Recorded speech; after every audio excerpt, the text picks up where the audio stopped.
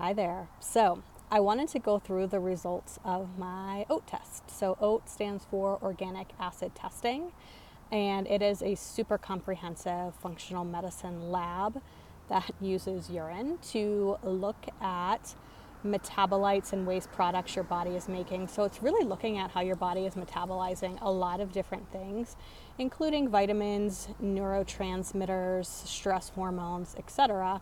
And it also takes a super comprehensive look at your gut health. So it looks at any bacterial overgrowth, yeast overgrowth, fungus, and it also looks for mold in your system. So if you're going to do any testing, this is probably a good one to start with. I recommend it for all of my clients for the most part.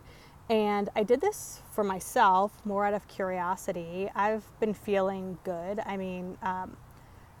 I just wanted to see how the lab worked myself. And really, I haven't had any functional testing in like a year and a half. So I just wanted to do something to take a good look inside my body, because even sometimes when you're feeling good or you think you're feeling good, there could be other things going on under the surface. And it could be minor, but it's something that if you catch and intervene in an early stage, much easier to rebalance the body.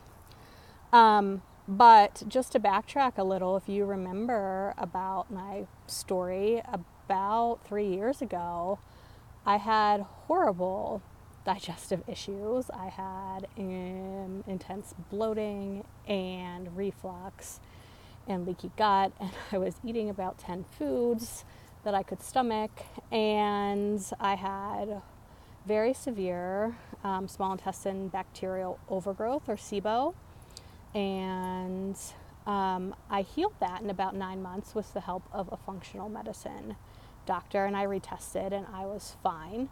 And I also had very severe hormone issues and almost non-existent cortisol.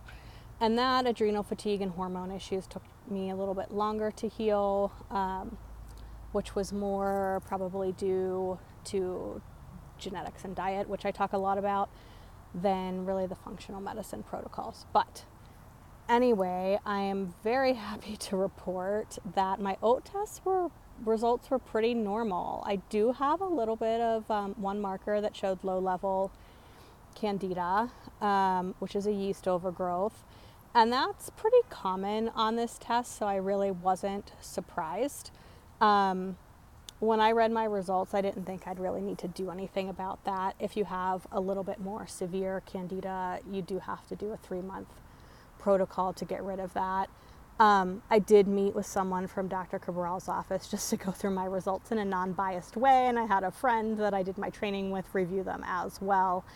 And so really what she said was, yeah, I could do nothing. This is probably not going to turn into anything else, or I could just switch up my probiotic and try and get this low level candida out, which is what I'm going to do. I'm just glad I don't have to do anything more significant like another detox or a gut healing protocol, or really change my diet, because honestly I've been enjoying eating whatever I want besides gluten. And I eat pretty healthy, but I don't really follow anything specific.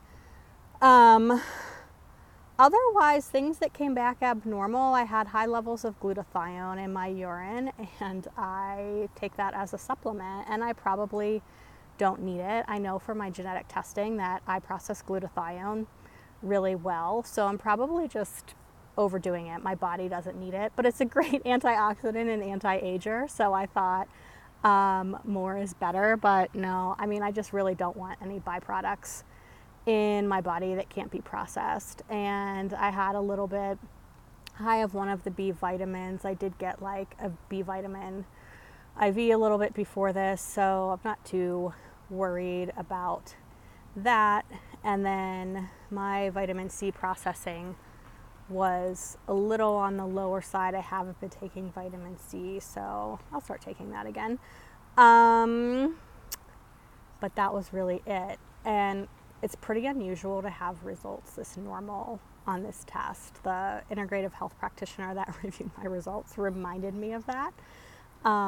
What was really also cool is that this looks at how your neurotransmitters are being processed. So your serotonin, your dopamine, norepinephrine, all of those things. And they're all very normal.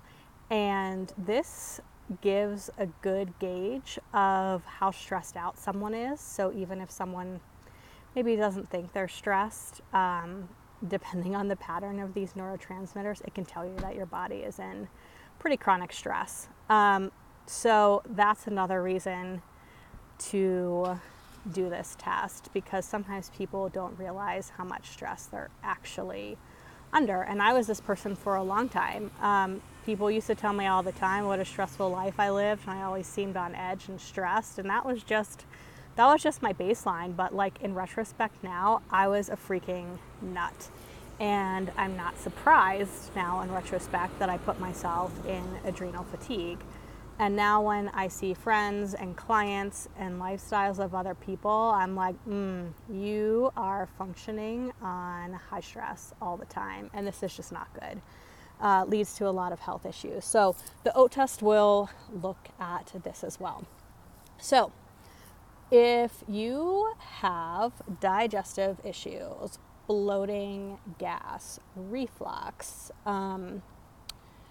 not feeling like your food completely digests, constipation, diarrhea, abnormal bowel movements, you get chronic yeast infections, you get sick a lot, you feel tired all the time, you have low mood, etc. This is a great test to see where you're at.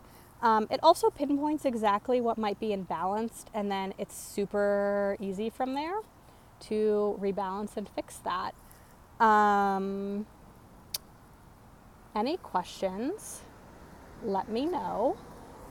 This is a great test. It was just on super sale. Like basically when you bought this test, you got a free second test that is equally as important, the hair tissue mineral analysis, which I'll talk about another time. But still, it's pretty affordable. It's in the $400 range, and it gives you so much incredible information. And I don't regret spending that on myself to learn that my body is functioning pretty optimally right now, and I can just go on and enjoy life. So reach out if you have questions. If you have any comments, leave them below. I'm happy to guide you with anything that you may need.